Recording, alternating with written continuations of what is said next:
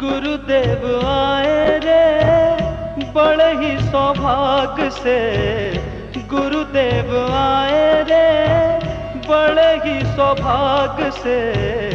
गूंज गया भारत सारा ओंकार नाद से।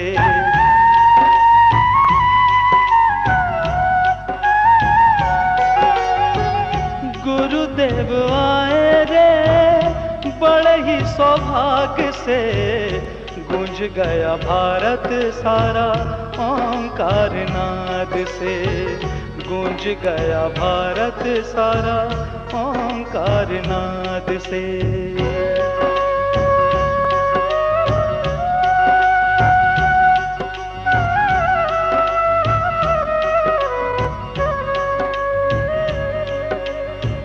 शुभाचार धर्म बनकर बैठा चुपचाप था।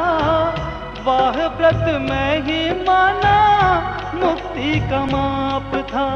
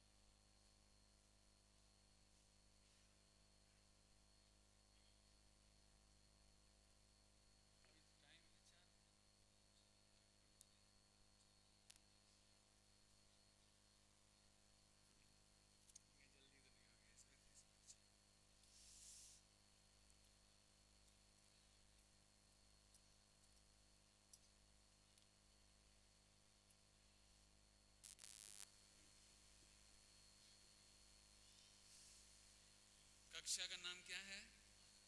5 समवाय। 2 मिनट अपन बोलेंगे चलेंगे आपस में, तब तक सेटिंग हो जाएगी सारी सभा की।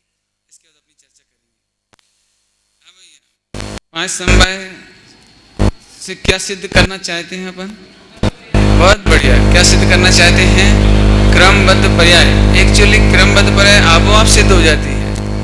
मैंने तो इस विषय को इसलिए उठाया है कि क्रमबद्ध पर्याय के नाम पर तो सारी समाज को लगता है कि नया अनुसंधान है स्वामी जी का, सोनगढ़ की कोई नई खोज है, ये तो अपना अपना सिद्धांत चलाते हैं, ऐसा लगता है।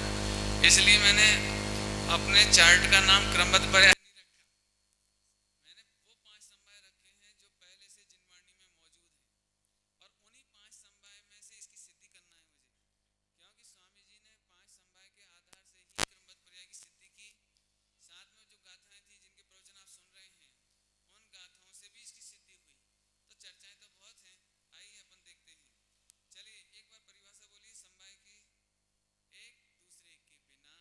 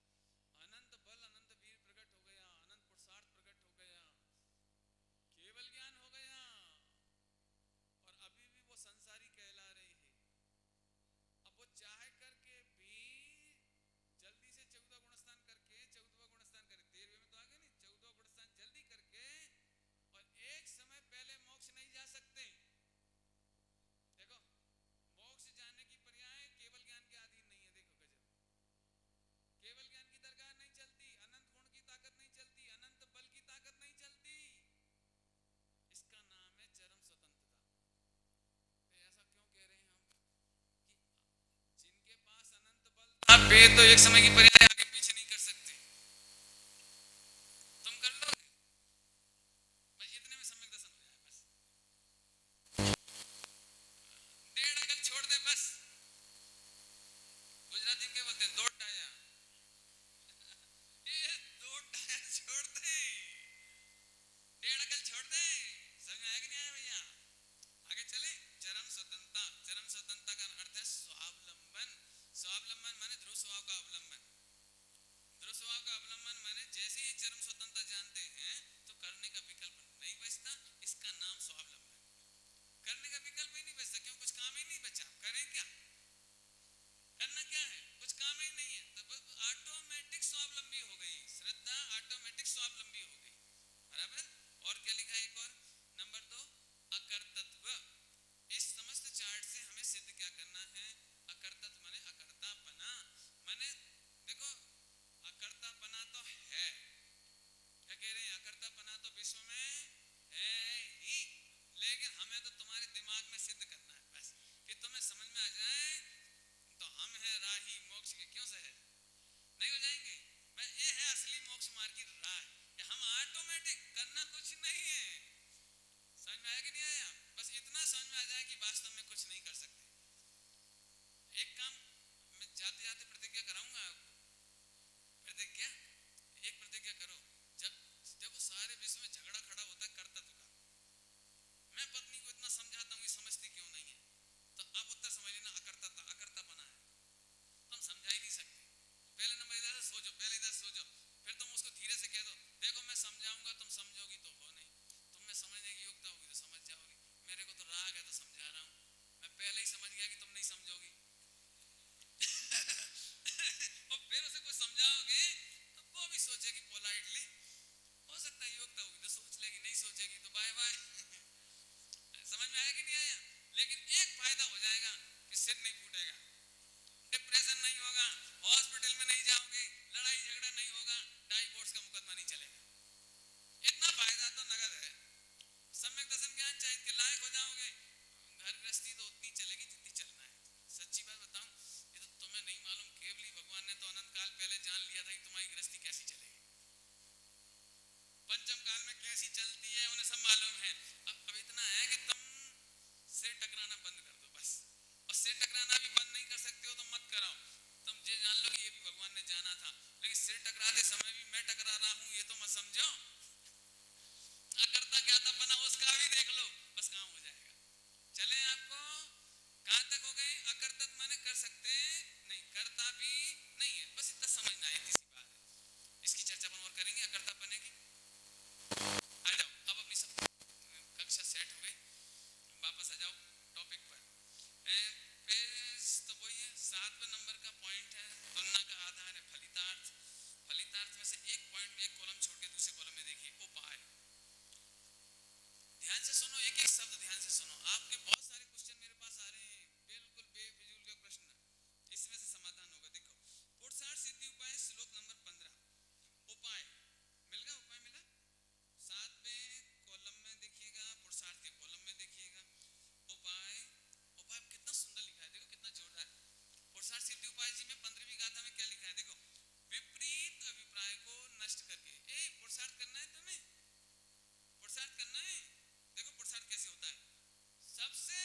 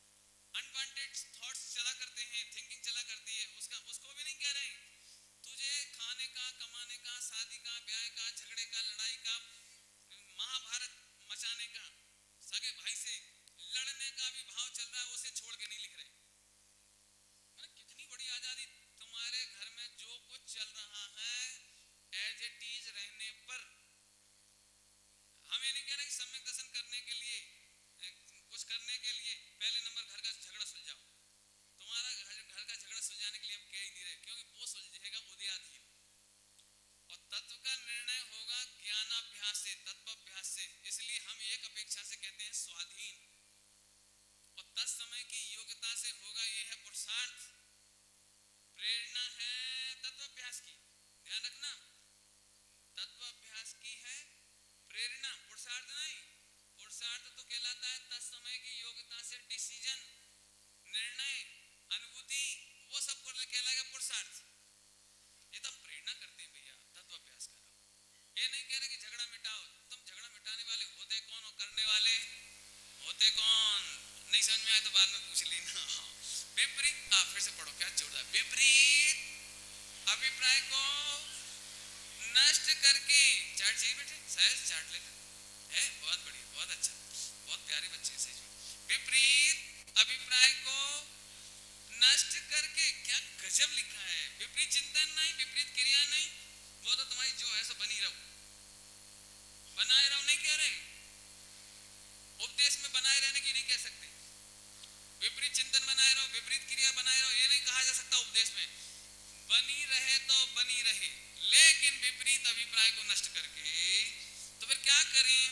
आत्मस्वरूप का यथार्थ निश्चय करना। ओहो गजब, यथार्थ निश्चय करना। यथार्थ निश्चय माने आत्मा अकर्ता है, ज्ञाता है, अनंत गुणमयी है, भावी सिद्ध है, परमेश्वर है। ओहो, विकारी पर्याय होने पर भी वो तो सिद्ध ही है। ऐसा यथार्थ निर्णय करके निश्चय करना तथा उससे विचलित नहीं होना। उससे विचलित नहीं होना। विचलित कैसे हो जाते हैं? विचलित कि राग आया, भैया राग आ गया तो आ जाने दे। श्रद्धा से विचलित मत हो, अभिप्राय से विचलित मत हो कि पंडित जी गुस्सा आ गया। अभी तो विद्वान सुबह शाम तक एक ही बात कह रहे हैं, गुस्सा आ गया। आ माने आ गया, खुद ही बोल रहा है गुस्सा आ गया। ये तो गया तो गया, अब क्या करें? अब क्या करें? अब गया ना वो तो। लेकिन तू श्रद्धा से विचलित मत होना, अभिप्राय से विचलित नहीं होना। ज्ञाता तो ज्ञाता ही है। आगे चलो, विचलित नहीं होना, यही पुरुषार्थ सिद्धि का उपाय है। यही पुरुषार्थ सिद्धि का उपाय है, और कोई उपाय नहीं है। यही का मतलब यही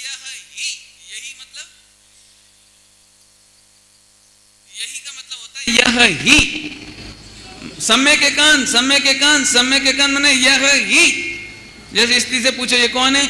यही मेरे पति हैं, यह ही मेरे पति हैं। इसका मतलब इसके अलावा कोई नहीं। एक ही उपाय है। देखो, पुरुषार्थ सिद्धि का उपाय सम्यक दर्शन से लगाकर मोक्ष तक का एक ही उपाय। एक बार फिर से बोलो, सम्यक दर्शन से लगाकर मोक्ष तक का उपाय। अमृतचंद स्वामी ने 15वीं गाथा में पुरुषार्थ सिद्धि उपाय में क्या कहा कि विपरीत अभिप्राय नष्ट करके। विपरीत अभिप्राय माने तू कर्ता मानता है, पराधीन मानता है, भोक्ता मानता है, एकत्व मत करता है। ये विपरीत अभिप्राय को नष्ट कर दे। वस्तु नष्ट नहीं करना है, वस्तु सुधारनी नहीं है, वस्तु बदलनी नहीं है, आत्मा में हेरफेर नहीं करना है, द्रव्य गुण पर्याय में कुछ भी नहीं करना है। तो क्या करना है? एक बहुत अच्छा शब्द चलता है, वो आप बहुत फेमस है और आप जल्दी समझ जाते हो उससे। पति पत्नी के बीच में मिसअंडरस्टैंडिंग हो गई। मिसअंडरस्टैंडिंग क्या चीज होती है? हाँ, गलतफहमी हो गई। तो क्या चीज होती है वो गलतफहमी? कि पत्नी भी बढ़िया है और पति भी बढ़िया है, लेकिन एक मिसअंडरस्टैंडिंग हो गई। बस देखा होगा, अब ज्यादा समझाना पड़ेगा इसके लिए। माने दोनों ही अच्छे हैं, लेकिन एक मिसअंडरस्टैंडिंग हो गई। तो फिर जो कोई ने मुकदमा देखा उनका, जिन लोगों ने आती है, पार्टी आती, समाज आती है, पंचायत आती है, जो भी आए, फ्रेंड आए, कोई आए, क्या बात है, तू बोल। अब दोनों का सियाद बात समझ लिया। दोनों का सियाद बात समझाने के बाद उन्होंने कहा, देखो भैया तुम महाभाग्यशाली हो, तुम्हें इतनी बढ़िया पत्नी मिली है, दुनिया में ऐसी किसी को नहीं मिलती, और तुम्हें इतना बढ़िया पति मिला है जैसा किसी को मिले नहीं। बस एक प्रॉब्लम है कि खोदा पहाड़ और निकली चुईया। क्या मतलब? कि हमें दोनों ही अच्छे लग रहे हो, दोनों की सोच अच्छी है, दोनों की समझदारी बढ़िया है, दोनों डेवोटी हो, दोनों बढ़िया हो। ऐसे स्तुति करी दोनों की, और फिर ये कहा कि बस एक जरा सी गलत फहमी है, बस आप एक जरा सी मिसअंडरस्टैंडिंग दूर कर लो। तो हम आपसे पूछ रहे, दोनों रो क्यों रहे थे, लड़ क्यों रहे थे, झगड़ क्यों रहे थे, मुकदमा क्यों का चल रहा था, रात रात भर दोनों नींद क्यों नहीं आ रही थी, दोनों खा पी क्यों नहीं रहे थे, दोनों एक दूसरे पर शंका क्यों कर रहे थे। ऐसा बरसों चल रहा था और बाद में मालूम पड़ा कि केवल एक दूसरे का अभिप्राय नहीं समझा था, बस। तो अब मैं फिर पूछता हूं, दोनों ही बढ़िया हैं, तो अब मिसअंडरस्टैंडिंग दूर करने के लिए क्या करना है? दोनों नहा धो के आए, दोनों कपड़ा बदल ले, दोनों मैसूर पाक खाएं, क्या करें? तब हम कहते हैं देखो दोनों जने एक दूसरे के अभिप्राय को समझो। अच्छा बताओ, प्रॉब्लम सॉल्व करने के लिए क्या करना है? अब ज्यादा लंबा मत खींचो, एक भाषा में बोलो, किसी भी तरह एनी हाउ तुम्हारी मिसअंडरस्टैंडिंग दूर हो जाए तो तुम सुखी हो जाओगे। और नहीं तो फोकट में दुखी हो। बस ऐसे ही द्रव्य जोरदार, गुण जोरदार, पर्याय जोरदार और गिफ्ट में मिलने वाला रत्नत्रय और केवल ज्ञान और मोक्ष भी जोरदार, लेकिन इतनी सी गलती है कि तुझे अपना अभिप्राय उल्टा है। बाबू भाई जी की भाषा में कहो तो एक घड़ा औंधा रखा गया तो उसके बाद फिर जितने घड़े रखे जाएंगे उल्टे उल्टे रखाएंगे। ऐसे तुझे कर्तापना दिखाई देता है। एनी हाउ तू कर्तापने की मिसअंडरस्टैंडिंग दूर कर दे। सम्यक दर्शन केवल ज्ञान मोक्षी, तू चिंता मत कर, नहीं मिले तो सुमत प्रकाश जिम्मेदार। सुमत प्रकाश जिम्मेदार मतलब समझ गए? मैं पहले दिन कह चुका हूं भैया, नए लोग हो तो समझ लेना मैं सर्वक भगवान की एजेंसी की तरफ से कह रहा हूं, बिल्कुल गारंटी है। ये गलत फहमी दूर कर। अभी लोगों को ये लगता है इसमें क्या हो गया, गलत फहमी दूर हो गई, फिर क्या हो जाएगा? कुछ करना तो पड़ेगा, कुछ करना पड़ेगा। माने मिथ्या दृष्टि की सोच। क्यों? वो आत्मा को जानता नहीं है, आत्मा के द्रव्य गुण पर्याय जानता नहीं है। जब देखो जब इसी को देखता है, बस कुछ करना तो पड़ेगा, कुछ करना तो पड़ेगा। तो कर, क्या करेगा बताना जरा। पहले तुझे देह को एक तरफ रख, अब बोल क्या करेगा अरे तू द्रव्य गुण पर्याय का स्वरूप समझ, तब तेरे को ये 5 समवाय और अकर्तत्व का स्वरूप समझ में आएगा। आगे चलते हैं भैया, आगे चलो। विपरीत एक बार फिर पढ़ेंगे, बहुत जोरदार है। विपरीत क्या नष्ट करना है? विपरीत अभिप्राय को नष्ट करके। मुझे तो बहुत अच्छी परिभाषा लगती है, जोरदार। एक पुरुषार्थ सिद्धि उपाय चरणानी का ग्रंथ है। काय का ग्रंथ है? चरणानी योग का। और अमृतचंद स्वामी लिख रहे हैं, देखो क्या लिख रहे हैं। विपरीत अभिप्राय को, ये नहीं कह रहे क्रियाकांड नहीं लिखा, देखो चरणानी योग में भी क्रियाकांड नहीं लिखा। विपरीत अभिप्राय को नष्ट करके फिर आत्मस्वरूप का यथार्थ, यथार्थ यथार्थ माने जैसा है वैसा, यथार्थ माने जैसा है वैसा निश्चय करके उससे विचलित नहीं होना। ये व्यवहार पुरुषार्थ है, देखो निश्चय नहीं, ये व्यवहार पुरुषार्थ निश्चय नहीं। गजब हो गया। तू कौन से व्यवहार पुरुषार्थ को पुरुषार्थ मानता है? या तो व्यवहार पुरुषार्थ में भी ये लिखा है, उससे विचलित नहीं होना। आगे पढ़ो, नहीं होना, यही पुरुषार्थ सिद्धि का उपाय है। पुरुषार्थ सिद्धि का उपाय है। पुरुष माने आत्मा, पुरुषार्थ माने पुरुष का प्रयोजन, माने आत्मा का प्रयोजन। आत्मा का प्रयोजन क्या है? सुखी होना। सुखी होना को व्यवहार से और कहो तो सम्यक दर्शन, सम्यक ज्ञान, सम्यक चाहित, रत्नत्रय, केवल ज्ञान, मोक्ष। माने आत्मा का जितना प्रयोजन भूत काम है पुरुषार्थ। पुरुषार्थ का अर्थ बोलो। पुरुष माने आत्मा, अर्थ माने प्रयोजन, प्रयोजन माने सुखी होना। सुखी होने को व्यवहार से और विस्तार करो तो रत्नत्रय, केवल ज्ञान, मोक्ष। जो कुछ तुझे चाहिए हो। अमृतचंद स्वामी कहते हैं all in one, all in one. Market में तो 2 in 1, 3 in 1, 4 in 1 आते होंगे, यहां तो ऑल इन वन, एक ही साथ है। आहा, गजब बात हो गई। फिर से विचलित नहीं होना, यही पुरुषार्थ सिद्धि का। पुरुष माने आत्मा, उसका प्रयोजन सिद्धि का, सिद्धि का, सिद्धि का उपाय है ना, अन्यथा अन्य कोई उपाय है ही नहीं। हम करें क्या?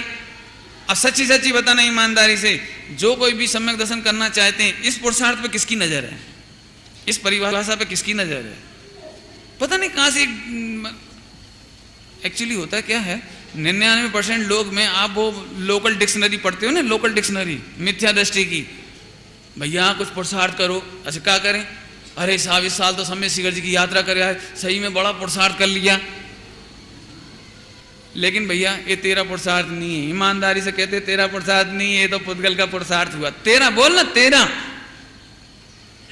तो सर हमारा आप बताओ हम क्या करें कि जिस समय तीर्थ यात्रा हो रही थी उसी समय, लगाओ परिभाषा, विपरीत अभिप्राय नष्ट करके। क्या विपरीत अभिप्राय? कि मैं यात्रा कर रहा हूं, ये विपरीत अभिप्राय नष्ट कर दे, एक ही उपाय है बस। प्रवचन करते समय तुझे ऐसा लगता हो कि मैं प्रवचन करता हूं, ये विपरीत अभिप्राय, तो फिर क्या करें? पुरुषार्थ सिद्धि का उपाय बोलो, बोलो। प्रवचन करते समय विपरीत अभिप्राय, मैं प्रवचन का करता हूं, जोरदार प्रवचन का करता हूं, सारी दुनिया में फेमस हूं, मिंडा छह। समझ आया कि नहीं आया? अरे रे बोलो जरा, बोलो। विपरीत अभिप्राय नष्ट करके, देह से जुदा भगवान आत्मा है, अकर्ता है, ज्ञाता है, ऐसा अभिप्राय करके, विपरीत अभिप्राय नष्ट करके फिर क्या करना? आत्मा का यथार्थ निश्चय करके उससे विचलित नहीं होना। अभयदान, जाओ मोक्ष होगा पक्का, पक्का गारंटी। लो, कठिन काम है कोई? कर सकते हो सहज? कर सकते कि नहीं? बहुत बहुत इतना सरल काम, इतना सरल। आगे चलो, क्योंकि ऐसे बोलेंगे तो टाइम ही हो जाएगा पूरा। आगे पढ़ो। अगला पॉइंट है, देखो प्रयोजन क्या है, पुरुषार्थ समवाय का प्रयोजन क्या है। तो पुरुषार्थ समवाय का प्रयोजन नंबर 1, प्रमाद छुड़ाना। प्रमाद छुड़ाना, प्रमाद का जहां जहां जैसा जैसा अर्थ है वहां लगाना। मैं अभी यहां का प्रमाद बताऊंगा, वो प्रमाद नहीं बताऊंगा। जैसे ही प्रमाद का नाम आता है तो लोगों को लगता है आलस। ठीक है, आलस भी है, लेकिन आत्मा का आलस जुदी जाति का है और शरीर का आलस, अभी शरीर का आलस कोई सोता होता है बड़ा प्रमादी है, लापरवाह। प्रमादी माने केयरलेस। ठीक है, ये सब अर्थ आप समझते हो, मैं नहीं समझाता हूं।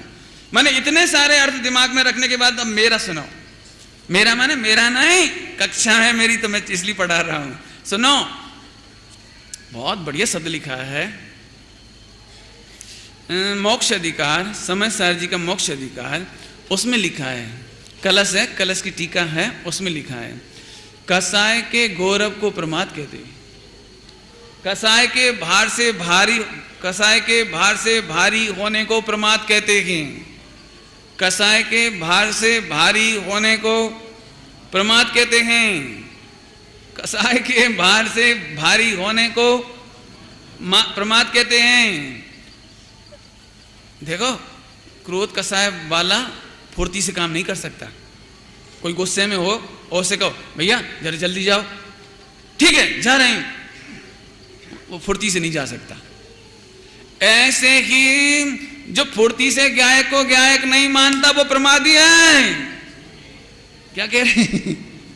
समझ में आया कुछ? क्या कहा? समझ में आया कुछ? हम तुम्हें रोज गायक दिखा रहे हैं और तुम फिर भी गायक नहीं देख रहे हैं, ये प्रमाद है। ज्ञान गायक का निर्णय नहीं कर रहा है, ये प्रमाद है। अनंतानुबंधी कसाय के भार से भारी होने से ज्ञान लक्षण के द्वारा गायक का निर्णय नहीं कर पाना, इसका नाम प्रमाद है। तो हम प्रमाद छुड़ाते हैं, पुरुषार्थ बता करके क्या कराते हैं? प्रमाद छुड़ाते हैं। माने तेरी अनंतानुबंधी कसाय छुड़ाते हैं। इसका मतलब जैसे अभी इतने लोग प्रवचन सुन रहे हैं, अब देखो भाई ये सुनो सब की, करो मन की, ये प्रमाद का वाक्य है। अब सुन तो रहे हैं भैया, और मर जाएं, क्या करें? घुस जाएं आत्मा में। एक तो 15 घंटा सुन रहे, ऊपर से हमें ही डांट पड़ी जा रही, ए तुम बड़े प्रमादी हो, उठो यहां से। तो इसको ऐसा लगे मेरी इंसल्ट हो गई। अरे हम कौन सा प्रमादी कह रहे हैं? तुमको रोज बता रहे हैं सुबह से शाम तक, तुम सहजता से अपने को गायक नहीं देख रहे, ये प्रमाद है। अभी और जो लापरवाही है, आलस है, वो क्या है, वो तो लगा ही लेना तुम सब जगह, लेकिन यहां तो प्रसंग आत्मा का चल रहा है। प्रमाद छोड़ाना है हमको। प्रमाद कैसे छूटेगा? कसाय का भार छोड़ दे तो अनंतानुबंधी लगाना पहले नंबर। पहले कौन सा लगाना? अनंतानुमंदी क्रोध मान माया लोग। जैसे इतने लोग बैठे हैं तो कई लोगों को प्रवचन सुनने में मजा नहीं आता, कक्षा सुनने में मजा नहीं आता। मालूम क्यों नहीं आता? अब जे आज के लड़का हम तो सब जानत, अब मान कसाय वाला सम्यक दर्शन नहीं कर सकता। क्यों नहीं कर सकता? उसको प्रमाद आ गया। कैसे प्रमाद आ गया? हम तो सब जानत,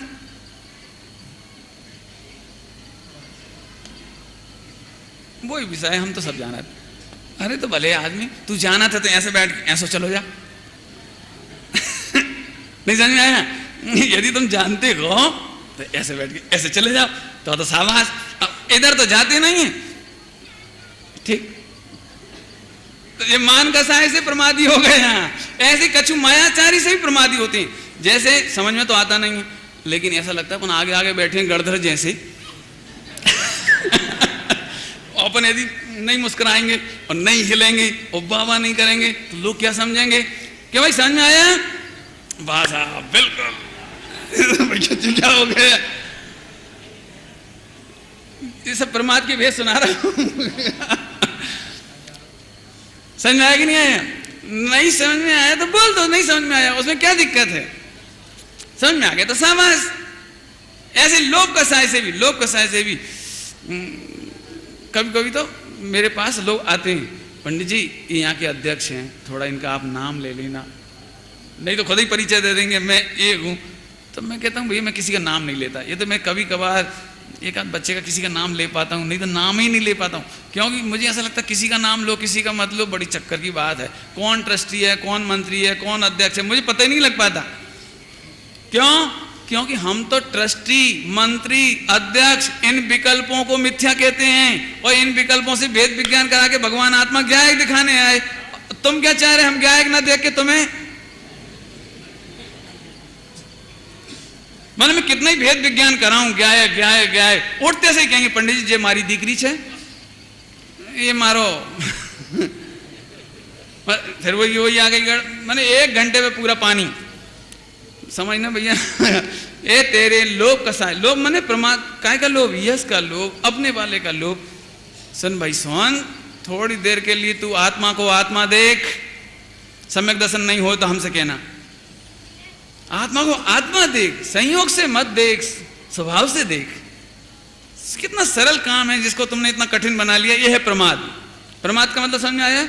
बाकी अर्थ है तुम समझना। आगे चलो। नंबर 2, पुरुषार्थ प्रकट करना। पुरुषार्थ प्रकट करना माने सम्यक प्रकार से जानना। सुबह इसकी चर्चा हुई है, अपन इसको छोड़ रहे अभी। अब प्रयोग और देखो जल्दी से। नंबर 1 बहुत मार्मिक प्रैक्टिकल प्रयोग। आप पूछो कि पुरुषार्थ को जानने से हम सुखी कैसे होंगे? प्रश्न बोलो। पुरुषार्थ समवाय को जानने से हम सुखी कैसे होंगे? देखो नंबर 1, पहले नंबर निर्णय करो, नाना जीव को नाना प्रकार का श्रवण, धारण, निर्धारण की योग्यता होती है। और भी लगा लेना, अनुभव करने की अलग अलग जीवों की अलग अलग योग्यता होती है। क्या बोला? नाना जीवों को नाना प्रकार का श्रवण, धारण, निर्धारण की योग्यता होती है। पहले इसका अर्थ समझो। अलग अलग जीव हैं। अकलंग और निकलंग की विशेषता मालूम होगी सबको। अकलंग को 1 बार में याद हो जाता था, ऐसी योग्यता थी। निकलंग को 2 बार में याद होती थी, ऐसी विशेषता थी, योग्यता थी। ऐसे इतने सारे जीव हैं, हम किसी को ऐसे नहीं कह सकते तुम बहुत खराब हो, समझते नहीं हो, उठो यहां से, हम नहीं कह सकते। क्यों? अरे कोई जीव 2 बार में समझता है, कोई 5 बार में समझता है, कोई 10 बार में समझता है, कोई पहली बार में समझता है, कोई अगले साल आएगा तब समझ जाएगा। लेकिन एक बात चौकस है करणानियों के अनुसार, एक बात चौकस है करणानियों के अनुसार कि जितने भी जीव इसमें आए हैं शिविर में, इनमें से एक भी जीव दर्शन मोहिनी का अपकर्षण करे बिना नहीं जाएगा। एक गारंटी है, गारंटी है, गारंटी। मैं नहीं कहता हूं अपकर्षण का गणित पढ़ो आपको पता नहीं है जो काम आप 5 साल में घर में रह के नहीं कर पाते, ये 7-8 दिन की निवृत्ति, टीवी नहीं देखना, गाली नहीं बकना, लड़ाई झगड़ा नहीं करना। और भाई साहब इतनी कम फैसिलिटीज में आप कहीं नहीं रुकते। यदि बारात में होते तो आप तांडव करते। ये तो एक आत्मा का रस है, ये तो चर्चा का रस है, एक ध्रुव गायक का रस है। आपको 6 बजे कोई बिठा नहीं सकता दुनिया में। मस्ती मार रहे होते हैं, इधर उधर जाने क्या क्या कर रहे होते। ये जो आपकी शुभ लेस्याएं हैं, ये 5 साल में भी जितनी आपने काम नहीं घर में किया होगा, आपको नहीं मालूम। लोग ऐसे कहते हैं बातों में क्या रखा है, बातों में क्या रखा है। 15-15 घंटे एक ही बात, गायक मर गए हम तो। सही में मर गए। दर्शन मोहिनी को उत्कर्षण होगा, सही बात है। लेकिन जो प्रसन्न चित्त से सुनते हैं इस वार्ता को, पद्म प्रमल वो पद्म नंदी पंचविंशतिका में एक बार प्रसन्न चित्त से भी सुनते हैं, वे भावी निर्वाण भाजनम, वे भविष्य के निर्वाण के पात्र होते हैं। बिल्कुल एक लड़का एक खाली नहीं जाएगा, एक जिसे एक अक्षर समझ में नहीं आया वो तक। वो जो खड़े खड़े प्रसन्न होकर खड़े भी सुन रहे हैं, बैठे भी सुन रहे हैं। ए भैया चर्चा तो बढ़िया हो रही, इतने लोग रीझ रहे, अपने समझ में नहीं आ रही। वो आचार कुन जैसा जीव है, अभी नहीं समझ में आया और अगले भाव में 8 बरस में सम्यक दर्शन ले ले। इसलिए पूज्य गुरुदेव श्री ने जो तत्व की चर्चा फैलाई है, वो इसलिए फैलाई है कि तू प्रसन्न चित्त से सुन। नहीं समझ में आए मत आने दे, तू तो ये समझ मोक्ष मेरी मुट्ठी में है। प्रसन्न होकर सुन, विनय से सुन, भक्ति से सुन। दृष्टांत याद रहेगा आचार्य कुन का। कुछ समझ में नहीं आया, ग्रंथ लिया, समझ में तो कुछ आता नहीं था, भेंट कर दिया। कैसे गजब ग्रंथ हैं, कैसे लिखने वाले हैं, कैसे पढ़ने वाले हैं, अद्भुत है। इस परिणाम से दर्शन मोहिनी का आकर्षण हो गया। दर्शन मोहिनी का आकर्षण हो गया। रामचंद्र जी का जीव पूर्व भाव में हिरण था। हिरण एक दिगंबर मुनिराज बहुत सुंदर स्तुति गा रहे थे, स्तोत्र का पाठ कर रहे थे। हिरण वहां खड़ा खड़ा सुन रहा, ऐसे आंखों से देख रहा मुनिराज को, क्या पढ़ रहे हैं जी, कितना अच्छा पढ़ रहे हैं। यहां से उसका भाव सुधरा है, यहां से भाव सुधरा है उनका। आप क्या समझते हैं भैया? इसलिए बिल्कुल एक भी ये मत सोचना बातों में क्या रखा है। अरे बातों के बिना कुछ नहीं होता। डॉक्टर साहब तो बहुत समझाते हैं, उत्तम चंद जी साहब। अभी मैं आगे चलना चाहता हूं, चलूं। अलग अलग जीवों को अलग अलग योग्यता है। अरे तू हटा कर छोड़ दे कि एक बार में क्यों नहीं समझती। पति पत्नी में झगड़ा इस बात का है कि इतनी सी बात नहीं समझती। मैं कहता हूं तुम भी तो इतनी सी बात नहीं समझते कि तुम अकर्ता हो।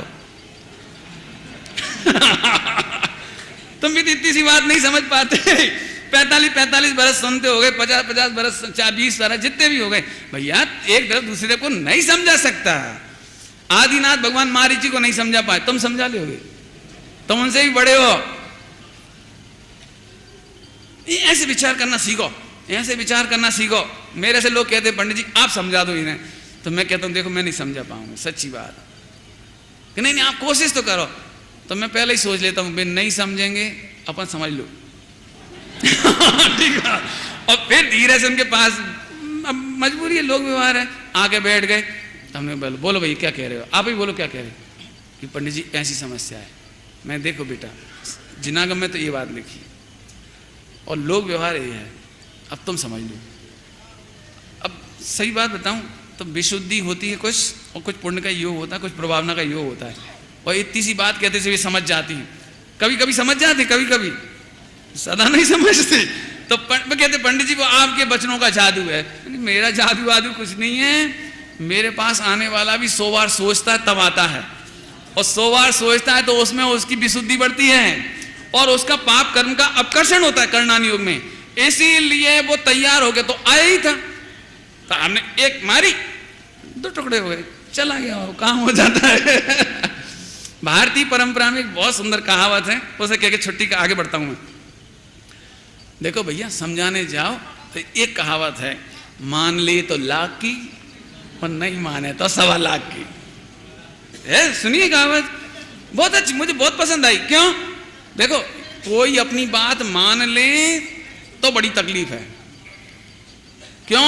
अब दुनिया में 10 बार तुम्हें बुलाने आएंगे, भैया वो तुम्हारी मानते, तुम ही चलाओ, माने तुम सामाजिक नहीं कर सकते, स्वाध्याय नहीं कर सकते, वो नहीं, आपको ही चलना पड़ेगा, आपके बिना नहीं निपटेगी। माने कोई मान ले तो घाटा, और अपन फेमस हो जाए कि अपनी कोई मानत ही नहीं है। 2-4 बार समझा लो, कोई सुनते ही नहीं अपनी, तो 1.25 लाख की क्यों? कि अब कोई नहीं आएगा आपके पास पंचायत करने, आप चलो। अब हम निराकुलता से स्वाध्याय करेंगे, सामायिक करेंगे, विचार करेंगे, पठन पाठन करेंगे, प्रभावना करेंगे, जो समझ में आए सो करेंगे, लेकिन नहीं माने तो ये है जोरदार बात। अपन तो यही सोचते हैं, ये नहीं माने तो और बढ़िया, मान जाए तो तेरा भाग, उसमें हम अहम नहीं करेंगे तो फायदे में रहेंगे, और नहीं तो लाख की घाटे वाली बातें हैं। यश मिल जाएगा, लाख माने यश, लेकिन आत्म आराधना नहीं हो सकती। समझ में आया? आगे चलो भैया। नाना जीवों को देखकर, तो पत्नी बच्चों का झगड़ा समझ में आ गया? समझाने में कोशिश मत करो, देखो उनमें जैसी योग्यता वैसा काम होगा, आप उनकी योग्यता समझाओ। अब ये मैंने अभी दूसरों से कहा, मैंने 2 द्रव्यों की बात करी, पत्नी बच्चों का नाम लिया, समाज का नाम लिया, मैं अब अपने अपने में चल रहा हूं। देखो, पत्नी पर गुस्सा आने का नाम अनंतानुबंधी क्रोध नहीं है, बच्चों पर चिड़चिड़ाने का नाम अनंतानुबंधी क्रोध नहीं है। अनंतानुबंधी क्रोध है अपने आप पर खींचना, अपने आप पर चिड़चिड़ाना। मैं इतना पढ़ रहा हूं फिर सम्यक दर्शन क्यों नहीं हो रहा, मैं इतना सुनता हूं फिर समझता क्यों नहीं हूं, जे अपने आप पर गुस्सा करना, जे अनंतानुबंधी क्रोध है। और बताऊं अनंतानुबंधी क्रोध, सुनना ध्यान से। कई बार हमें अपने गुण तक अच्छे नहीं लगते, मैं कैसा लल्लू हूं, सीधा साधा, जैसा मुझे दबा लेते हैं गाली दे करके, काश मैं भी गाली दे लेता। अरे क्या कर रहे तुम, ये तो तुम्हारा गुण है भाई साहब, आप ईमानदार हैं, आप अपनी ईमानदारी पर खींचो मत, आप सरल हैं, समर्पित हैं, सहज हैं, शांत हैं, ये आपके गुण हैं।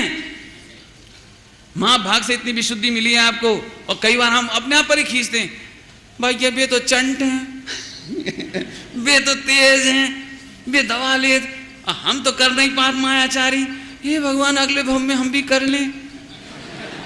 मर गया।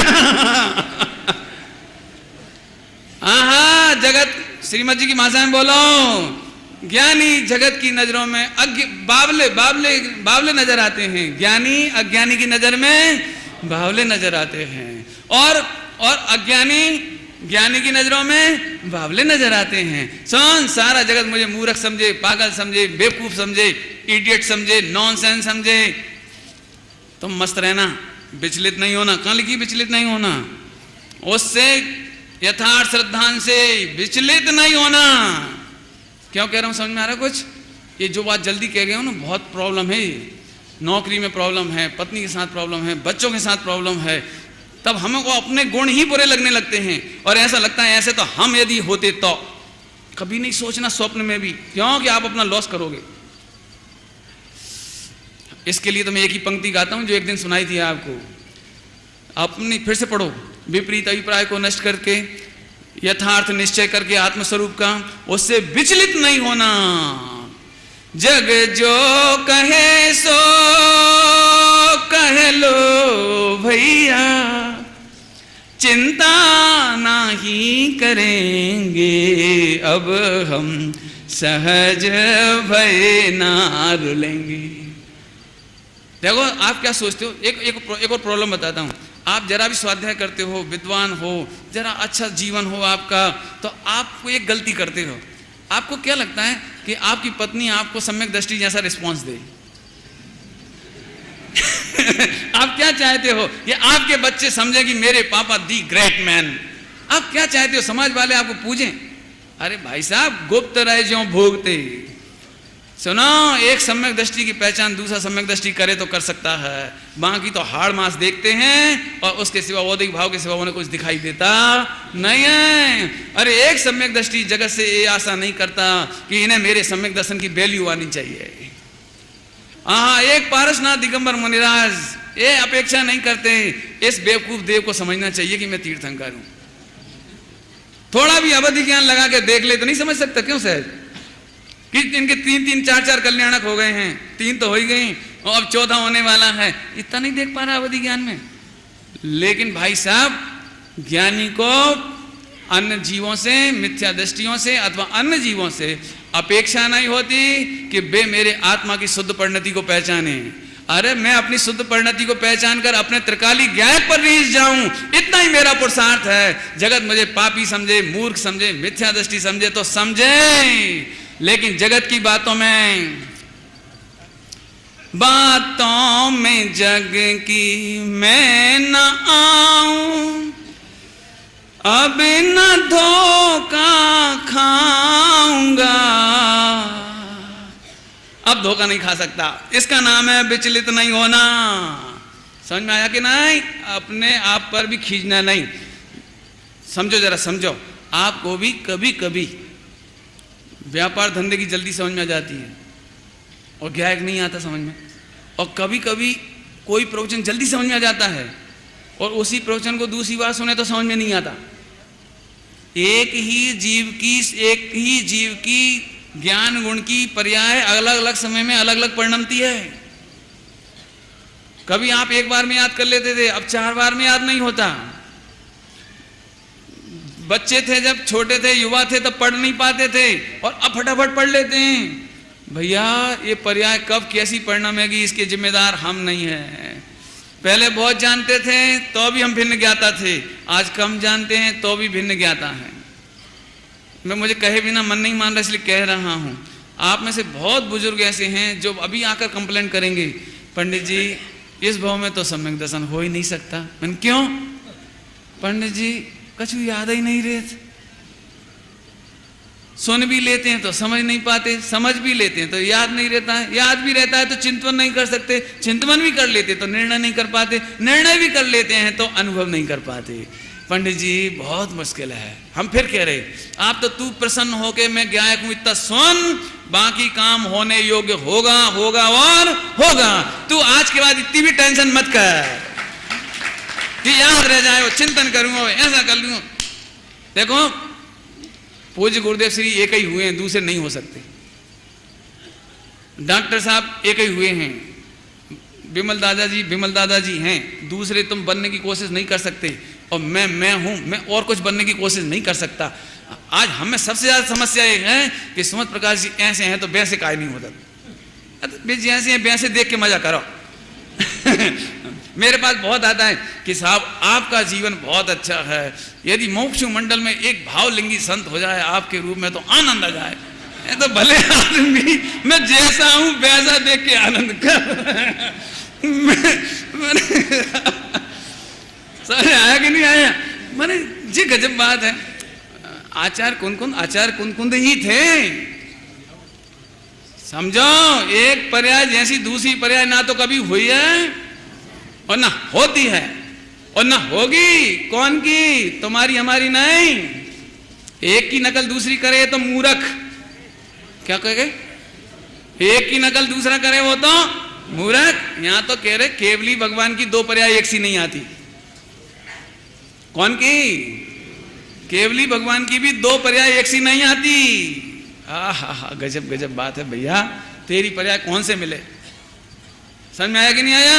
बस ऐसे समझना। तो अब अपने बारे में भी टेंशन नहीं, दूसरे के बारे में भी टेंशन नहीं। जब भी किसी समाज में जाओ तो ये क्वेश्चन समझ लिया जाए ना तो मजा आ जाए। बस वही झगड़ा, पंडित जी आप समझा दो, जे ही अध्यक्ष हैं और जे ही 10 बार प्रक्षाल करत, जे ही हाथ जोड़त, जी ऐसो करत, जी ऐसो नहीं करत, जो ऐसो करत। अभी मेरे पास समाचार आते रहते हैं, पंडित जी एक बात बोल दो, लोग जिनवाणी पैरों में रख लेते हैं। मैंने कितने % रख रहे बताना जरा, देखो जरा कितने % रखे बताना जरा।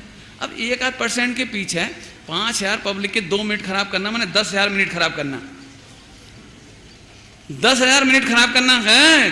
मैंने कहा सुनो, उन्हें तो उनके भाग से टोकने वाला अड़ोसी पड़ोसी मिल जाएगा। 1-2% कोई गलती कर लेगा, इधर रख लेगा थोड़ा बहुत, तो कोई ना कोई टोक दे, ए भैया उठा ले, तो समझा देगा कोई। और भाग्यहीन होगा तो जो होगा सो उसका होगा। लेकिन हम 10,000 मिनट खराब क्यों करें?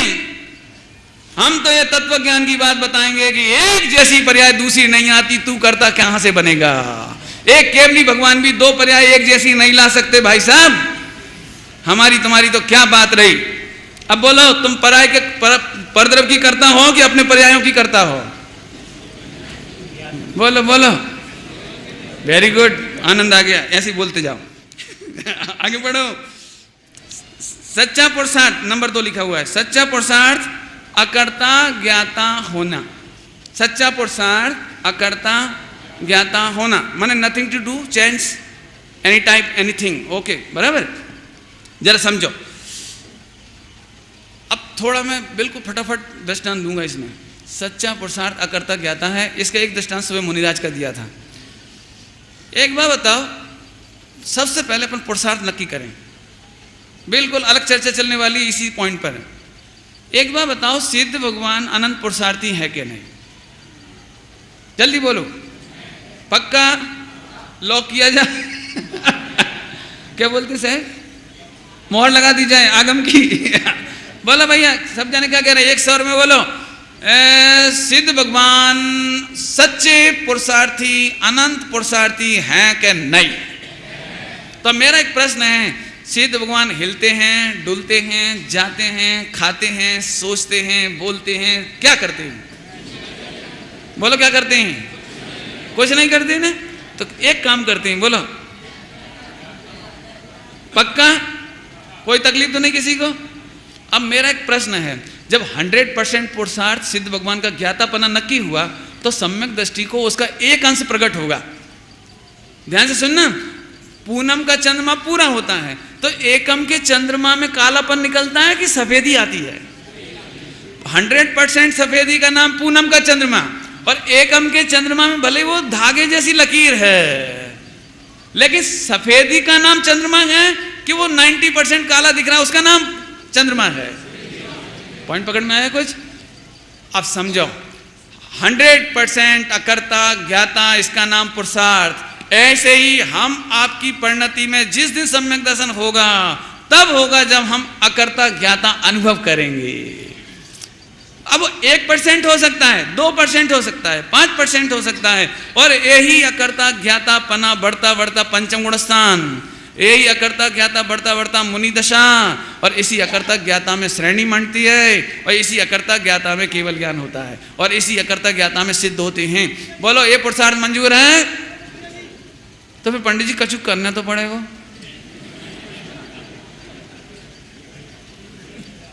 अब क्या करना बाकी रह गया बताओ? अब तो होना बाकी रह गया, होना बराबर।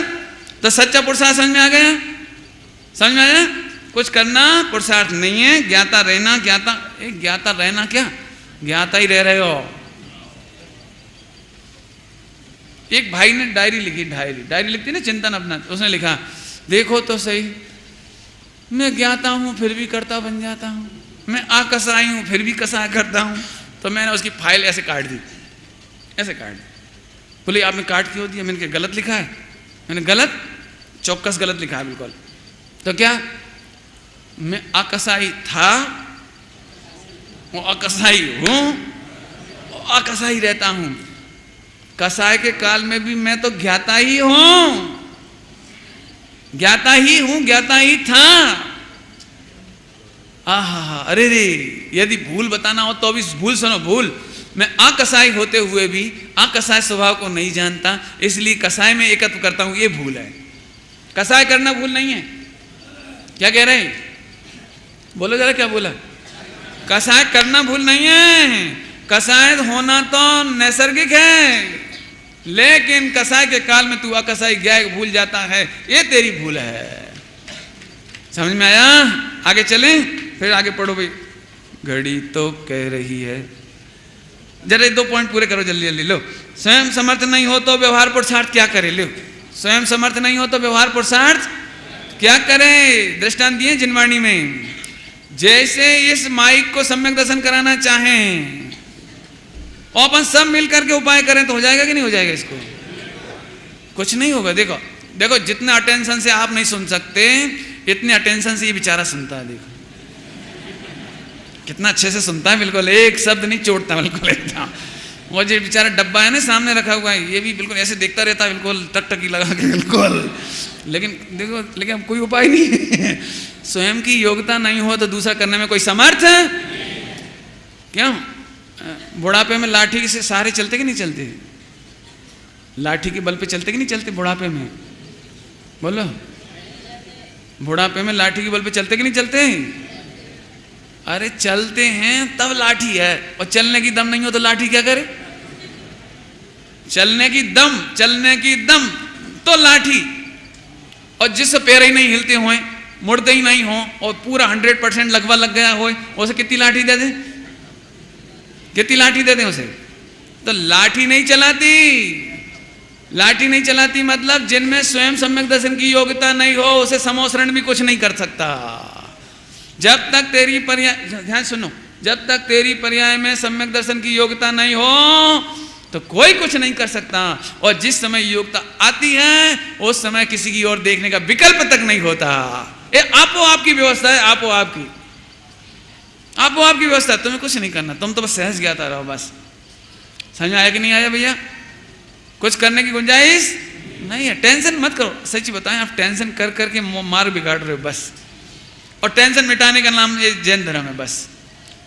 तो फिर पंडित जी हम कहीं स्वच्छंद हो गए तो इसकी चर्चा कल करेंगे, अभी नहीं बोल रहे हैं हम। चलें, स्वयं की सामर्थ्य नहीं हो तो व्यवहार पुरुषार्थ क्या करे। अगला देखो, जितनी और जैसी शक्ति हो उतना और वैसा विचार और प्रयत्न होता है।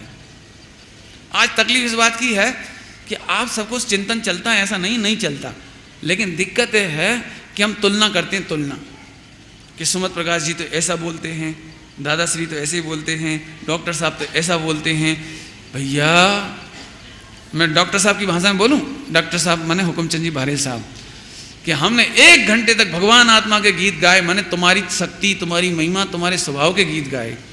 और 1 घंटा बाद पब्लिक बहुत प्रसन्न होकर आई। हमने पूछा समझ में आया? पब्लिक बोली समझ में आ गया कि आपका क्षोभसम जोरदार है। जी समझ में आया। क्या समझ में आया? आपकी मेमोरी, आपकी वाणी का कमाल अद्भुत है। सभा में सन्नाटा छा जाता है, पिन ड्रॉप साइलेंस हो जाता है, पब्लिक खड़े खड़े सुनती है। कौन की महिमा गा रहा भले आदमी? हमने 1 घंटे तेरे गीत गाए थे और अब नहीं होती योग्यता तो ऐसा समझ में आता है। देखो, जिस समय योग्यता हो जैसी होती है वैसा समझ में आता है। सच कहूं, आप किसी की नकल मत करो, आप सहज हो जाओ। सहज शिवभूति सहज थे, काम हो गया। अंजन चोर सहज था, काम हो गया। शेर की पर्याय में जीव सहज था, काम हो गया। हाथी की पर्याय में काम सहज हो गया। मेंढक की पर्याय में काम सहज हो गया। माने काम तो है। स्वामी जी की भाषा में बोल दो भैया, सदगुरु कहें सहज का धंधा। और क्या बोलते थे? मूरख रोवे बादी मरे, क्या क्या ऐसे बोलते हैं? हाँ, वाद विवाद करे सो अंधा, और खोजी जीवे बादी मरे, ऐसे ऐसे ऐसे कुछ और है। मतलब ऐसे मैं तो भैया ज़्यादा याद नहीं रहता, मेमोरी मेरी अच्छी नहीं है भैया, लेकिन इतनी बात समझा रहा हूँ, ये समझ में मुझे थोड़ा थोड़ा आता है, वो आपको समझाता हूँ। आप सब बिल्कुल नकल मत करना। आप जैसे हो, जितनी बुद्धि है, सम्यक दर्शन के लिए इससे ज़्यादा नहीं चाहिए। क्या कहा? आप जैसे हो और जितनी बुद्धि है, केवल इतना काम करना है कि जितना विचार चलता है उससे न्यारे भगवान हो तुम। बस द्रव्य पूरा है, गुण पूरा है, और पर्याय में कुछ करना नहीं है। इतना जिसे समझ में आ गया वो सम्यक दर्शन का हकदार है, और इतना समझ में नहीं आए तो बाद में समझ लेना। एक सूचना है। सूचना ये है कि कक्षी भवन में फर्स्ट फ्लोर पर एक सहयात्री 29 नंबर रूम में अपने साथी को बंद करके आ गया है। तो वो वहाँ पर बंद है, उनका एक प्रवचन निकल गया है। उनसे निवेदन है कि वो जाकर उनको खोल कर आएँ, उनका अन्य कार्यक्रम नहीं निकले। जिनवाणी स्तुति और इसके बाद यहाँ पर भक्ति हो।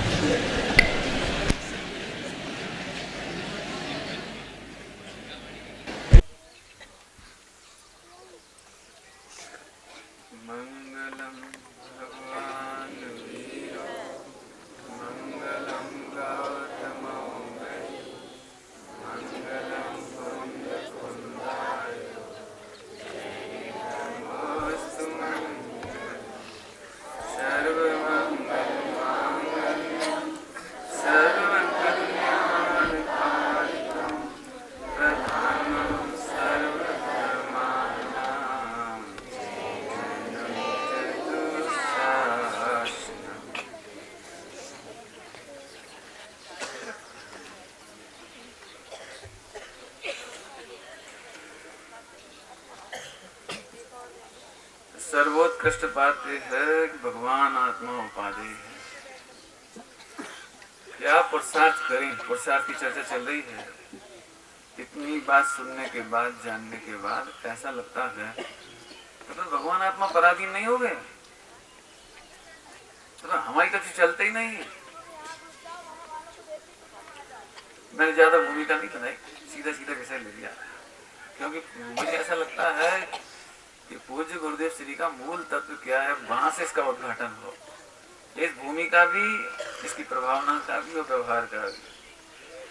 व्यवहार ये है परमार्थ उपादेश है। समझना भैया, प्रश्न क्या किया? एक भी पर्याय तेरे अधीन नहीं है, बाहर तो तेरे अधीन है ही नहीं, लेकिन तेरी पर्याय भी तेरी, वो हो गजब हो गया, तेरी पर्याय भी तेरे अधीन नहीं है। तो एक प्रश्न खड़ा होता है, उसका उत्तर देने के बाद ही प्रवचन पूरा हो जाएगा, क्योंकि समय हो चुका है बहुत। समझना सभी लोग, जो लॉजिक देने वाले वो समझना भैया। तो फिर हम पराधीन हो गए, हम कठपुतली हो गए, तो इसमें पुरुषार्थ क्या रहा? हमारे हाथ में तो कुछ रहा ही नहीं। प्रश्न है जी, प्रश्न। मैंने अब तो जब मोक्ष होना वो तभी होगा, हमारा तो कुछ करना ही नहीं है, हमें क्या करना बचा? ये बहुत कड़क प्रश्न है बिल्कुल। 3 काल की सारी पर्याय फिक्स हैं, क्रमबद्ध है, क्रम नियमित है, तो फिर हमें क्या करना? प्रश्न में आ गया आपको? उत्तर दूं? बहुत मार्मिक उत्तर है, समझो जरा। पहले ये बताओ कि हमारे हाथ में नहीं है का तुम अर्थ क्या करते? तो आप ये कहोगे हम चाहें तो पुरुषार्थ करके अब भी सम्यक दर्शन ले आए, इसका नाम पुरुषार्थ। हम चाहें तो अब भी केवल ज्ञान ले आए, इसका नाम पुरुषार्थ। हम चाहें तो, लेकिन भले आदमी पहली बार गलती तो यही हो गई, हम चाहें। आत्मा उसे कहते हैं जो चाहता नहीं है, और जो चाहता है उसे आश्रव तत्व कहते हैं। तू आश्रव के अधीन होकर के सम्यक दर्शन, केवल ज्ञान और मोक्ष चाहता है, यही मिथ्यात्व है। क्या कहा? मिथ्या समझ में आया? मिथ्यात्व। अरे आश्रम है, विकल्प है, विकल्प है, वो तो आश्रम है, वो तो जहर है, वो तो मोक्ष मार्ग का नाशक है। तुम सोचते हो मैं विकल्प करूं तो ऐसा काम हो जाए, मैं चाहूं तो सम्यक दर्शन हो जाए, मैं चाहूं तो ऐसा हो जाए, लेकिन चाहे तत्व तो आश्रम तत्व कर रहा है। सुनो, आत्मा में चाय नहीं है, चाय में आत्मा नहीं है, दोनों तत्व जुड़े जुड़े। देखो ये क्वेश्चन कितना स्थूल लगता था, और स्वामी जी ने कितना गजब जवाब दिया है। भैया जीव जुदा है न आश्रम जुदा है। आश्रम के आश्रम तो समझ गए ना, विकल्प, इच्छा। हम तो इच्छा का अभाव करने के लिए भगवान आत्मा बता रहे थे। अरे तुझे एक पर्याय में भी फेर फार करने की इच्छा नहीं बचे, जिसका नाम निर्विकल्प स्वसंवेदन। अब कठिन हो गया, सरल हो गया? बताओ भैया, कठिन हो गया कि सरल हो गया? सरलता तो ये है कि एक भी पर्याय को फेर फार करने का विकल्प तक शेष नहीं बचे, ऐसा द्रगुण पर्याय का स्वरूप जानो, इसका नाम पुरुषार्थ है। समझ में आया कि नहीं है? तो फिर अब हम क्या करें? फिर प्रश्न है, हम क्या करें? अरे एक बार बताओ, जब बिना करे सारा काम हो रहा हो तो करने की जरूरत क्या है? जैसे समझ लो अभी बसंत भाई जी को बहुत चिंता है, और अपने जतीश भाई जी को चिंता है, अपन सभी को ही है। मुझे तो यही याद आ रही थी कि पूज्य गुरुदेव श्री होती तो नहीं हुए होते तो आज सच में कौन आता, कौन को गरज पड़ी थी। कितना केयर है लोगों को, वो आप देख लो। एक मुमुक्षुओं के सिवाय और उन लोगों को अपने धर्म की कितनी केयर है, वो उनके चेहरे से देख रहा हूँ। हम तो अपनी बात कर रहे फिलहाल। तो कल्पना करो अभी कोई देव प्रकट हो जाए और बोले भैया चिंता नहीं करो, ये आप बन जाएगा, आप तो जाओ सो जाओ, तो अपन क्या करेंगे? हम काय को ईट लाए, काय को चूना लाए, काय के लिए सीमेंट लाए। अरे जब बनने ही वाला है तो फिर माने होता स्वयं जगत परिणाम, फिर चिंता करे कौन?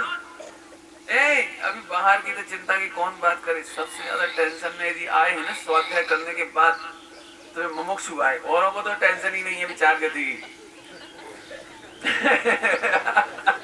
अब अपने पूज्य गुरुदेव जी ने बार बार घुटाई कराई, तू भगवान है, सम्यक दर्शन कर, जल्दी कर, देख, निर्णय कर, प्रतीति कर, अनुभव कर। तो अब जिनको हो गया उनको तो निश्चिंत है, कोई दिक्कत नहीं, लेकिन जिन्हें चिंता है उनके लिए अपनी चिंता की बात मिटा रहे हैं। देखो पहले तो नक्की कर, द्रव्य में कुछ करना है, गुण में कुछ करना है, कि पर्याय में कुछ करना है? बोला तो पर्याय मात्र को भी आगे पीछे नहीं कर सकते। 3 काल की पर्याय फिक्स है। फिक्स है का मतलब कोई ने फिक्स कर दी ऐसा पराधीन नहीं। वस्तु अपने त्रिकालिक स्वभाव में 3 काल की पर्यायों की योग्यता पिए बैठा हुआ है।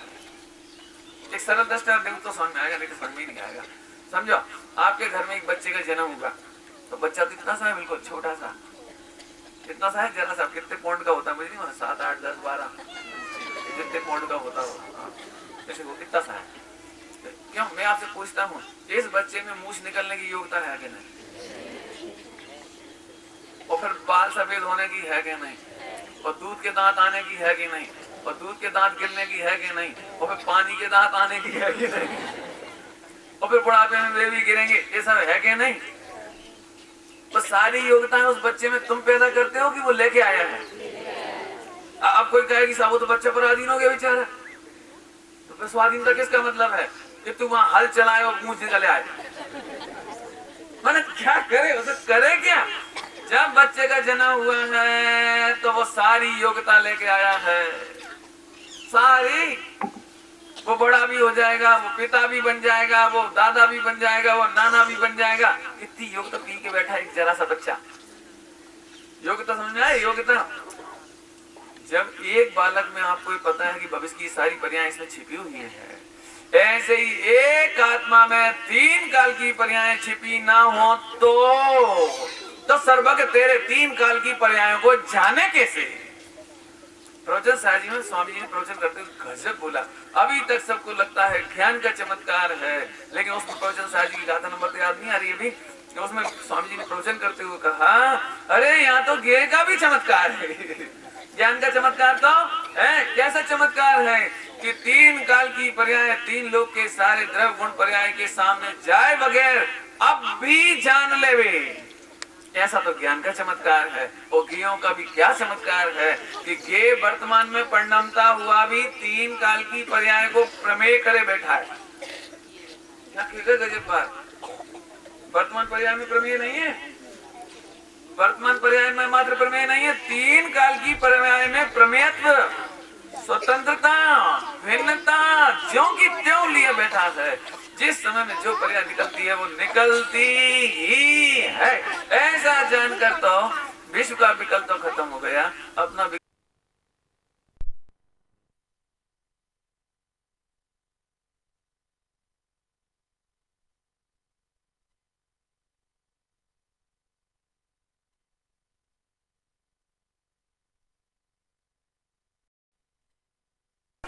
नाम हो पाए।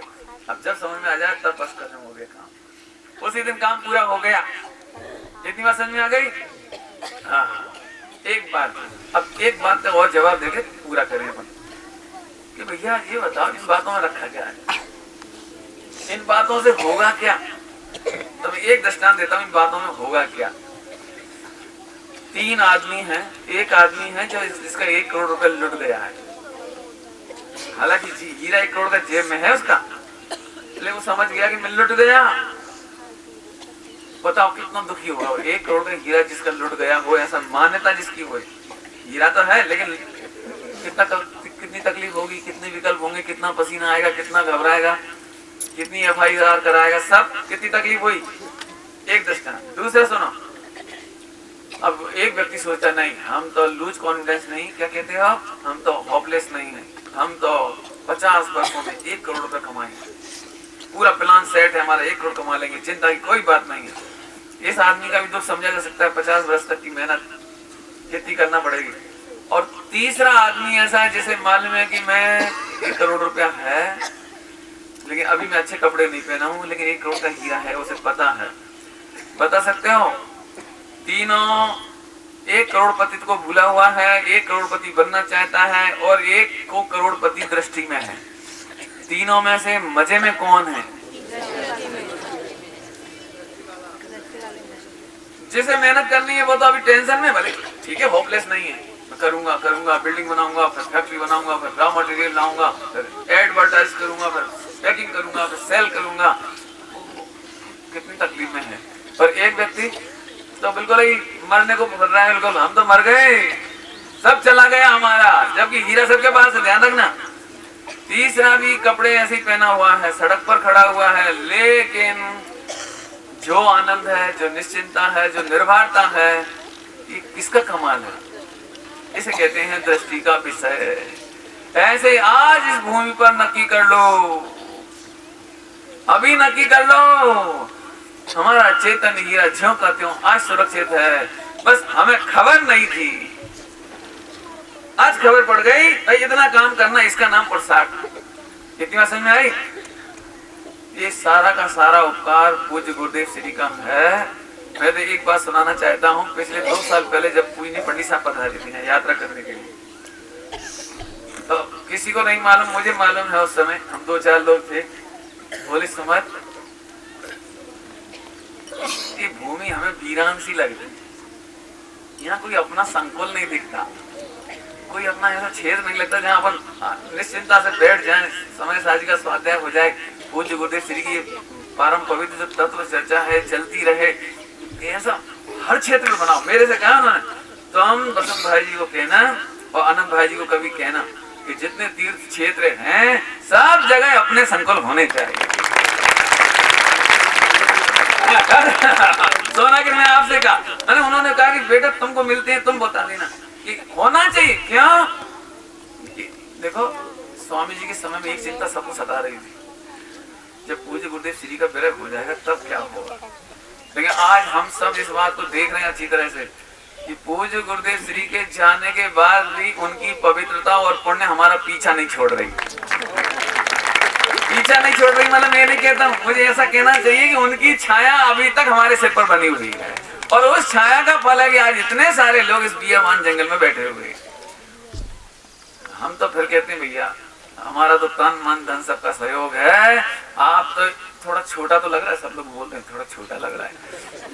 हम तो कहते हैं भैया क्या करें, और जगह मिल जाए तो और ले लो, और नहीं तो नीचे नीचे फ्लोर क्या कहलाता है आजकल, नीचे अंडरग्राउंड वाला हिस्सा, उस पे तो पूरे में बना दो फ्लोर और ऊपर बनाओ मंदिर और फिर जो कुछ बनाना है ऊपर, तो ये पूरा का पूरा क्षेत्र अपने। खैर मैं कुछ नहीं कहता हूँ भैया, हमारा मतलब है कि हर मुमुक्षु की एक भावना है कि अगली बार हमें कभी किसी और की शरण में जाकर, मतलब शरण दाता शरण मांगे अच्छा हो गया। पूज्य गुरुदेव श्री ने तो बहुत शरण दिखाई, वो वस्तु दिखाई जिसके लिए आज सारा जगत लालायित है, सुनने आना चाहता है। अभी सच बताए तो मैं समझता हूँ जो 1000-2000 आदमी परेशान हुए नहीं, तो एक कसम खा के जा रहे होंगे अगली बार हम नहीं आएंगे। बैठने की जगह नहीं मिलती प्रवचन हाल में, बाहर भोजनशाला में जाओ तो लंबी लाइन लगती है, और फिर सोने के लिए अभी बरसात नहीं हुई, कृपा रही थोड़ी सी नहीं तो कहाँ रखें, कहाँ सुखाएं, बच्चे हैं, पत्नी है, बुजुर्ग माँ है। हम एक बात पूछते हैं आपसे, जब जवान लोग परेशान हो जाते हैं तो बुजुर्गों का क्या होता होगा? बुजुर्ग माताएं हैं, पिता हैं, दादा हैं, भी भगवान बनने के अधिकारी नहीं है क्या?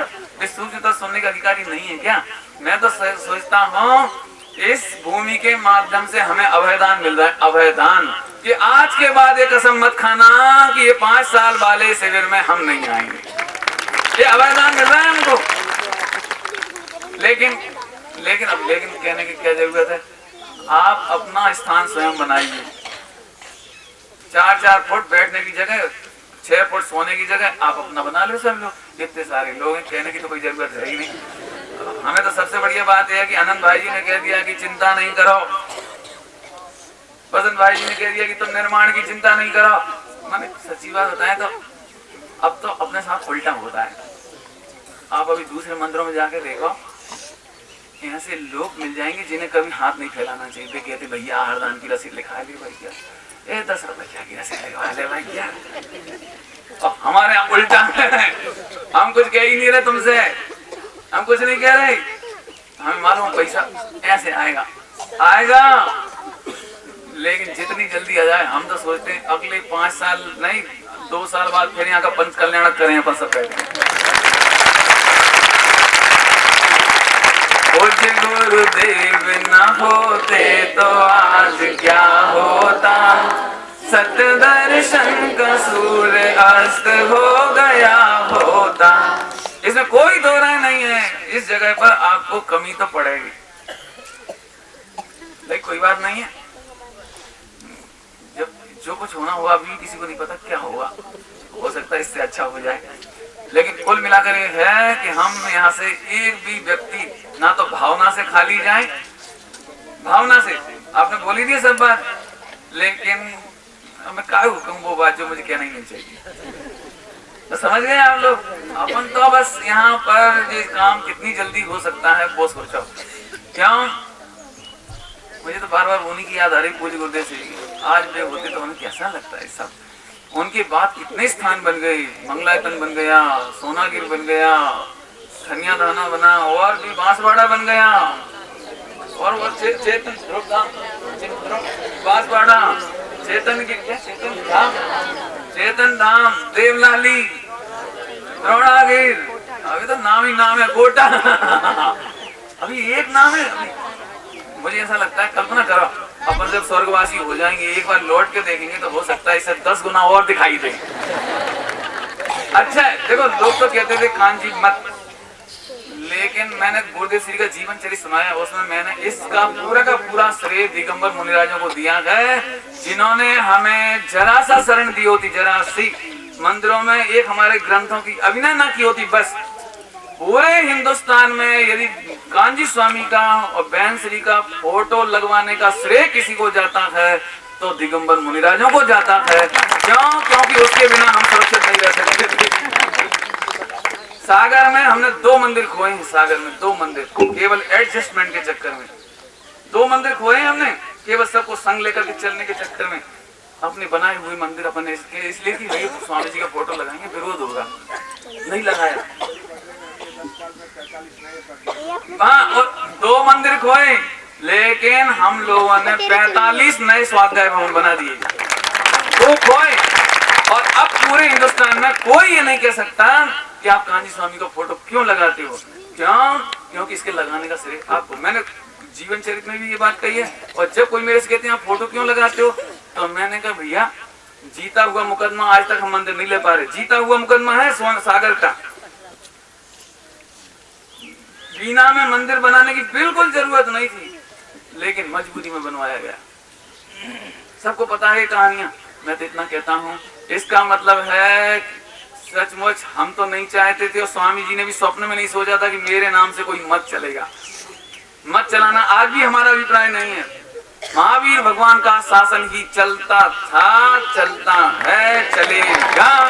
लेकिन खुशी की बात है कि वह केसरिया ध्वज मात्र पूज्य गुरुदेव श्री के हाथों के से ही रहेगी, रहेगी और रहेगी। ये जैन शासन और पूज्य गुरुदेव श्री का दिया हुआ परम अमृत आने वाले 18,500 वर्ष की तो गारंटी अपन नहीं कह सकते, कम से कम कोई हिंदुस्तान में, देखो आपको पता नहीं है, हो सकता है कई लोग जो अमेरिका से आते हों विश्वनाथ शिखर जी जरूर आते हैं, भले सोनगढ़ ना जाएं, वे कहीं जाएं कि नहीं जाएं, लेकिन वे इस भूमि पर तो जरूर आते हैं।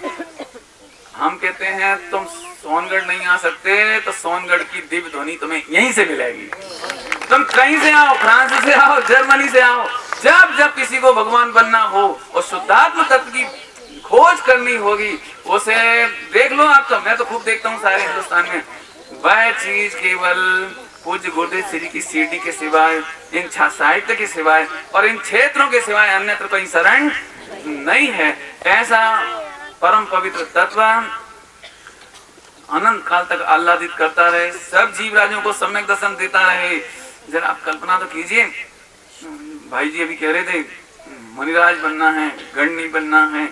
कल्पना करो आज शुद्धात्म तत्व की जहाँ रुचि नहीं और चर्चा नहीं, वहाँ सम्यक दर्शन तो क्या से होगा, और मुनि दशा तो कहाँ से आएगी। लेकिन इसका मतलब एक चीज गारंटी हो रही है अपने को, हमारा यहाँ 1 पैसा बेकार नहीं जाने वाला है, हमारा निर्माण बिल्कुल बेकार नहीं जाने वाला है। यहाँ से जिन मंदिर में प्रतिमा का दर्शन और श्रवण करने के बाद, तत्व ज्ञान का श्रवण करने के बाद, कल्पना कीजिए एक मिथ्या दृष्टि प्रवेश करता है और सम्यक दृष्टि होकर निकलेगा, क्या होगा। आप कल्पना नहीं कर सकते हैं। इन छोटे छोटे बच्चे, प्यारे प्यारे बच्चे, अब ये कुछ नहीं समझ रहे होंगे, इनके लिए ठीक है सब बैठे, अपन बैठे, लेकिन आने वाले समय में जब इनके हाथ में ध्वज होगा, इनमें से कोई विद्वान होगा और फिर पूज्य गुरुदेव श्री का जयकारा लगाएगा, स्वाध्याय कराएगा, बस इसलिए हम सब ये कर रहे हैं। एक छोटी सी दृष्टांत ही कह रहे हैं। एक 80-90 साल का आदमी गड्ढा कर रहा था। किसी युवक ने पूछा, ये आप क्या कर रहे हो? उन्होंने कहा, बेटा आम का वृक्ष लगा रहे हैं। अरे हंसने लगे 10 लड़के, नौजवान हंसने लगे। बुड्ढा मरने को लटक रहा है और गड्ढा खोद के आम का बीज बो रहा है, तो हंसने लगे। तो उन्होंने कहा, बेटा हंसो मत, पहले हमारे पिताजी ने बोया था तो हमने आम खाए, हम बो रहे तो तुम खाओगे। समझ आ गया? माने हम जितने लोग हैं, हमारा तो जितना काम होना था हो गया, लेकिन हम तो पूरे हिंदुस्तान की भूमि पर पूज्य गुरुदेव श्री के तत्व ज्ञान के बीज बोते चले जाएंगे। हमें उनने फल दिए थे, हम आने वाली पीढ़ी के लिए फल दे रहे हैं। माने ये जो बनने बजा रहा है, एक ऐसा वृक्ष तैयार होगा, जिन धर्म वृक्ष की डाल शिव फल शोभत है। श्री चक्रमंडल विधान में है, क्या है? धर्म का वृक्ष जिस पर मोक्ष रूपी फल शोभते हैं। हम बहुत शुभकामनाएं, मंगल कामनाएं, बधाइयां, हालांकि हम क्या कहें, साधुवाद, सब शब्द कम पढ़ते हैं। लोगों को तो ऐसा लगता है, मैं कह ही देता हूँ एक बात और, लोगों को ऐसा लगता है, बताओ ब्रह्मचारी हो के अपना जीवन खराब कर दो। जगदीश भाई जी देखो, ये देखो, अभिनंदन पंडित जी देखो।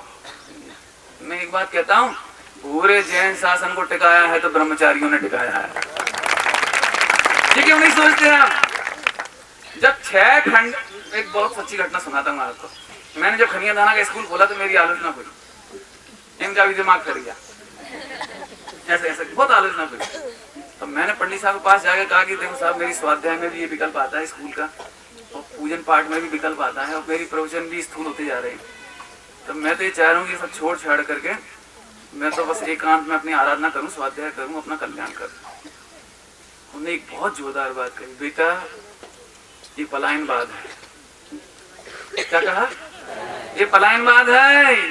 उन्होंने कहा, बेटा तुम ये मत सोचो कि यहाँ से जाकर के कल्याण कैसे होगा, तुम ये सोचो कि चक्रवर्ती सटखंड में रहता हुआ 96 रानियों के बीच में रहता हुआ सटावस्य कैसे पालता था। पॉइंट पकड़ में आया कुछ? सटावस्य कैसे पालता था 6 खंड की राज्य चलाते हुए, और 96 रानियों के बीच में रहता हुआ 7 नरक का नार की सम्यक दर्शन कैसे करता था। तुम परिस्थितियों से भाग करके कभी सम्यक दृष्टि नहीं हो सकते, जैन शासन की प्रभावना से दूर भागकर कभी सम्यक दृष्टि नहीं हो सकते। चाहे वो पूजनी हमारी गुरुदेव श्री हैं, वे ब्रह्मचारी थे, निवृत्त थे, उन्होंने अकेले में जो रस पिया था वो आज पूरे विश्व को बांट गए। ब्रह्मचारी थे वो। आप शास्त्री बना लो, वे ज्यादा से ज्यादा साल में 8 दिन दे सकते हैं, 10 दिन दे सकते हैं, 15 दिन दे सकते हैं, लेकिन ब्रह्मचारी पूरे टाइम निवृत्त है, पूरे टाइम निवृत्त है। आज पूरे हिंदुस्तान में बाबू भाई जी ने, कैलाश चंद्र जी बुलंदशहर वालों ने 1-1, 2-2 महीना, 3-3 महीना रह करके जो काम किया ना, गुरुदेव का शासन उनने फैलाया। जो निवृत्त थे उन्होंने 1-1 महीना, कौन मुकदमा लड़े तुम्हारा, ये तो इनका मैं देखता हूँ शरीर खोखला हो रहा है। मुझे मालूम है इनकी पीड़ा सारी, कैसे दिन रात मेहनत करते हैं। मेरा मतलब ये है कि ये मत सोचो कि इससे छूट जाएंगे और ऐसी चर्चाओं में व्यस्त रहेंगे तो काम होगा। जिस जहां रहेंगे, आप जहां रहोगे वहां केवल भिन्न ज्ञायक देख लो, औदैहिक भाव, व्यक्त औदैहिक भाव से भिन्न पारिणामिक भाव देख लो, सम्यक दर्शन का इतना सरल मार्ग है। बस समझ में आया भैया? इसलिए ये मत सोचो कि ये सब संकल्प विकल्प है, ये तो फालतू बातें हैं, इनमें जिंदगी बेकार चली जाएगी। बिल्कुल नहीं। जैन शासन को टिकाने के लिए आज हमें कहीं उधार का प्रतिष्ठाचार नहीं चाहिए पड़ता है। आज बॉम्बे वगैरह में जब जैनी पूजा कराने वाले नहीं होते, शादी की विधान, शादी की क्या कहते हो, शादी की विधि नहीं कराने वाले होते हैं, तो आप ब्राह्मणों के जन कौन कौन के पास जाते हो और फिर वे गणेशाय नमः कराते हैं। आज तुम्हारे महाराष्ट्र में स्थिति खराब है, कर्नाटक में स्थिति खराब है। आज यदि शासन की रक्षा हो रही है तो स्मारक की शास्त्रियों से हो रही है, आपके द्वारा कराई जाने वाली प्रतिष्ठाओं से हो रही है, मंदिरों से हो रही है। हम आप तो समझ लो 2-5 साल में आते हैं। आज बाप विमल दादा झांझरी जी ब्रह्मचर्य लिया, निवृत्त बहने हैं, भाई लोग हैं, निवृत्त सुकुमार जी वगैरह, ये आपको पता नहीं दिन रात कौन से सपने सजाती। इसलिए ये मत सोचो कि विकल्प है, विकल्प तो गुणस्थान प्रमाण आता ही है।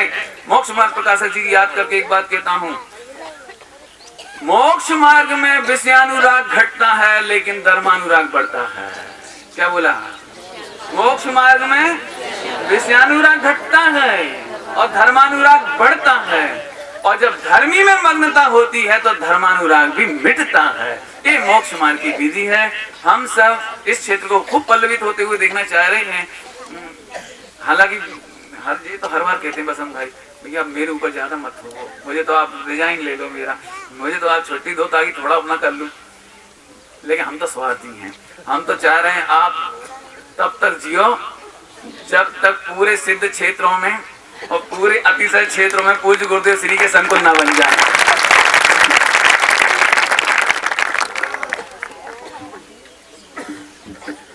हम और आप सबने ब्रह्मचारी सुमुद प्रकाश जी की भात्र जो 170 तीर्थ क्षेत्र हैं उसमें से मात्र 2 ही क्षेत्रों पर हम और आप सबको जैन दर्शन का ध्वज लहराने का अवसर मिला है।